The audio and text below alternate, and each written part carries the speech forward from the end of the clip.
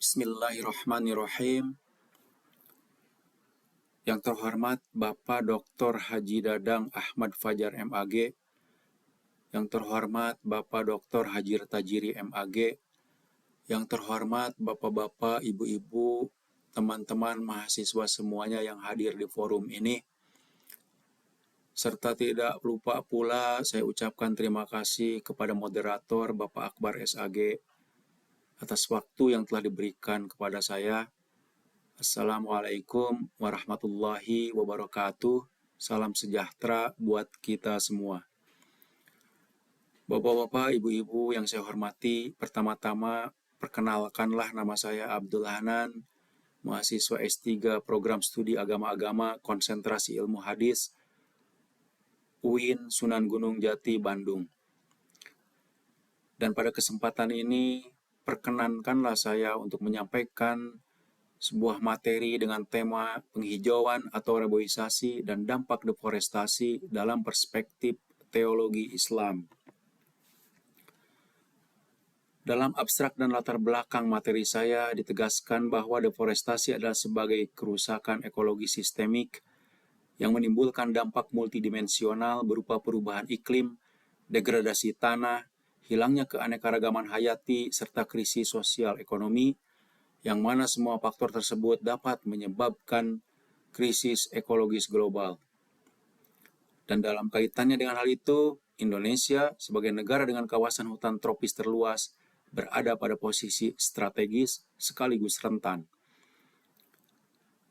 Terkait kontribusi agama, khususnya agama Islam dalam hal ini, memiliki kontribusi normatif dan teologis yang signifikan dalam membangun kesadaran ekologis umat melalui Al-Quran dan hadis. Terkait tesis utama materi saya, dalam hal ini menegaskan bahwa Islam menempatkan manusia sebagai khalifah fil ard yang memiliki amanah ilahiyah menjaga keseimbangan alam. Dan penghijauan adalah ibadah dan sedekah jariah, sementara deforestasi adalah fasad fil ard atau kerusakan di muka bumi. Intinya, pelestarian lingkungan dalam Islam bukan etika tambahan, melainkan bagian integral dari sistem keimanan dan tanggung jawab peradaban. Manusia adalah sebagai khalifah fil ard.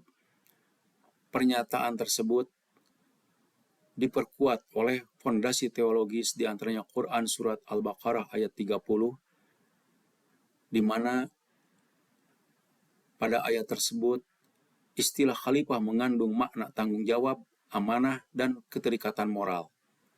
Dalam hal ini, At-Tabari menafsirkan khalifah sebagai makhluk yang diberi mandat mengelola bumi sesuai hukum ilahi, bukan kehendak eksploitatif. Sedangkan Ibnu Katsir menegaskan bahwa kekhalifahan adalah ujian moral, bukan privilege yang absolut. Dengan status manusia sebagai khalifah fil ard, maka manusia memiliki tanggung jawab dan diperintahkan untuk memakmurkan bumi. Hal ini diperkuat oleh fondasi teologis di antaranya Quran Surat Hud ayat 61 yang berbunyi, Dia menciptakanmu dari bumi dan memerintahkanmu untuk memakmurkannya. Dan Al-Razi dalam hal ini menekankan bahwa imarah al-ard mencakup pemeliharaan keseimbangan alam. Dan Yusuf Al-Qardawi menegaskan bahwa memakmurkan bumi adalah kewajiban syariat yang sejajar dengan ibadah ritual. Selanjutnya Quran Surah Yasin ayat 33 menggambarkan bumi yang mati dihidupkan melalui tumbuhan sebagai tanda kekuasaan Allah. Dan Quran Surat Ibrahim ayat 24 bahwa menggunakan pohon yang baik sebagai metafora keimanan. Dan menjaga pohon berarti menjaga tanda-tanda kebesaran Allah di muka bumi. Keseimbangan alam adalah sebagai sunatullah. Pernyataan ini dilandasi oleh pondasi teologi, di antaranya Quran Surat Ar-Rahman ayat 7-9 yang menegaskan bahwa Allah menciptakan alam semesta dalam keadaan seimbang dan memerintahkan manusia untuk tidak melanggar keseimbangan tersebut. Dan Quran Surat Al-Mulk ayat 3-4 menegaskan tidak ada cacat dalam ciptaan Allah. Sehingga dengan demikian, kerusakan lingkungan termasuk deforestasi dapat dipahami sebagai pelanggaran terhadap tatanan kosmik yang telah ditetapkan oleh Allah Subhanahu wa taala. Dan dalam kaitannya dengan hal itu, perspektif Syed Hussein Nasr menegaskan bahwa krisis lingkungan modern berakar pada hilangnya kesadaran spiritual manusia terhadap alam sebagai realitas sakral. Dan dalam teologi Islam, alam bukan objek netral, tetapi bagian dari kosmos yang bertasbih kepada Allah. Intinya penghijauan adalah partisipasi manusia dalam menjaga harmoni kosmik, atau tindakan spiritual yang selaras dengan sunnatullah. Perintah penghijauan juga tertuang dalam hadis Nabi Shallallahu Alaihi Wasallam, di mana penghijauan dikategorikan sebagai sedekah jariah, dan hal itu dinyatakan dalam hadis riwayat Bukhari dan Muslim yang berbunyi, tidaklah seorang muslim menanam tanaman atau benih lalu dimakan oleh burung, manusia, atau hewan, melainkan itu menjadi sedekah baginya. Pahala mengalir selama pohon memberikan manfaat, melampaui batas waktu dan generasi. Begitu pula dengan larangan merusak. Ditegaskan dalam hadis riwayat Abu Daud yang berbunyi, Rasulullah Shallallahu Alaihi Wasallam melarang penebangan pohon kecuali untuk kemanfaatan. Bahkan dalam kondisi perang, penebangan pohon dilarang, dan hal ini mencerminkan prinsip takyid ad-darar atau pembatasan kerusakan dalam hukum Islam. Meski kiamat tiba, anjuran menanam pohon tetap ada. Dan hal itu ditegaskan oleh hadis riwayat Ahmad nomor 12.491 yang berbunyi, jika kiamat terjadi sementara di tangan salah seorang dari kalian ada benih, maka jika ia mampu untuk tidak berdiri hingga menanamnya, hendaklah ia menanamnya. Sehingga dalam hal ini, Islam menanamkan etika tanggung jawab ekologis yang melampaui kepentingan pragmatis. Kemudian, dalam kaitannya dengan iman, menjaga lingkungan adalah manifestasi nyata dari iman yang hidup dan aktif, bukan sekedar ritual. Ditegaskan dalam hadis riwayat Muslim, iman memiliki lebih dari 70 cabang. Yang paling rendah adalah menyingkirkan gangguan dari jalan. Artinya, menyingkirkan gangguan dari jalan pun dapat dikategorikan sebagai bagian daripada iman. Apalagi menjaga lingkungan, menanam pohon, dan sebagainya dari aktivitas perlindungan lingkungan yang lebih besar. Kemudian deforestasi adalah sebagai fasad fil ard, dan pernyataan ini diperkuat oleh landasan teologis, di antaranya Quran Surat Al-Rum ayat 41 yang berbunyi, telah tampak kerusakan di darat dan di laut disebabkan oleh perbuatan tangan manusia. Dalam hal ini Ibnu Katsir dan Al-Qurtubi menafsirkan bahwa fasad sebagai segala penyimpangan dari tatanan ilahi yang mengakibatkan kerusakan material, moral, dan sosial. Dan Quran Surat Al-A'raf ayat 56 melarang manusia membuat kerusakan setelah bumi diciptakan dalam keadaan seimbang. Sehingga eksploitasi alam tanpa batas adalah bertentangan dengan kehendak Allah Subhanahu wa taala. Deforestasi juga merupakan pengkhianatan amanah, di mana deforestasi eksploitatif adalah merupakan penyalahgunaan amanah ilahi. Syed Nasr dalam hal ini menegaskan bahwa paradigma antroposentris modern memutus hubungan sakral antara manusia dan alam, atau bertentangan dengan konsep tauhid.